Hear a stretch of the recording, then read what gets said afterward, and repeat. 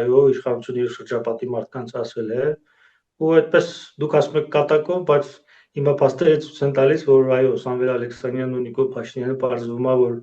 բավականին լավ հարաբերությունների մեջ են, որովհետև նման գործ վստահելը դա առնվազն պետք է որոշակի քաղաքական տեսանկյունից նույն պատկերացումներ ունենան, որ գնան նման գործարքի։ Կարծում եմ միանշանակ է եւ պատահական չի, որ առաջինը բացահայտ խոսվեց, որ հենց Խաչատուր Սուքիասյանն է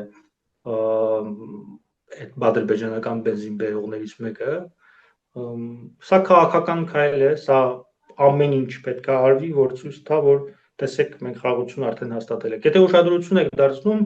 ԿՊ-ական պատգամավորների եւ քարոզիչները ինչ են ներկայացնում, իրենք չեն ասում, որ հնարավոր է կամ շուտով խաղաղության պայմանագիրը կնքելու ենք, չէ, ասում են խաղաղությունը արդեն հաստատված է։ Իրենք մի բան են ասում, որ իրականությանը չի համապատասխանում, որովհետեւ իրենք դուրս են գալիս ասում խաղաղությունը արդեն հաստատված է, Հաջիևը դուրս է գալիս ասում միջև համադրություն չփոխեք, միջև էս չանեք, միջև այն չանեք, միջև հնարավորություն չտաք ադրբեջանցիները վերադառնան, ճակերտավոր ասած, վերադառնան Հայաստան, որևէ խաղաղության մասին խոսել պետք չի։ Ադրբեջանցիներն էլ երեխա չեն եւ շատ լավ հասկանում եւ գիտակցում են, որ Հայաստան դիմաց ընտրություններ են եւ իրենք իհարկե չէին ցանկանա, որպեսզի Փաշինյանը այդ ընտրություններում պարտություն ունենար եւ նման քայլերով իրանք կամ ավելի էժան են բարձրում բենզին բերելով, որովհետեւ օրինակ իմ կարծիքով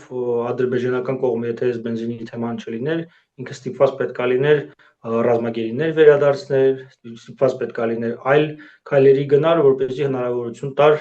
իրենց համար քաղաքական ընդունելի Փաշինյանին վերարտադրվել։ Իսկ սա լավագույն էժան տարբերակն է, ինչ ա եղել բենզինը Հայաստանի մյուս երկրին չեն վաճառի, Հայաստանին կվաճառեն, դրանցից իրենք ոչ մի բան չեն կորցնում, միայն շահած են դուրս գալիս։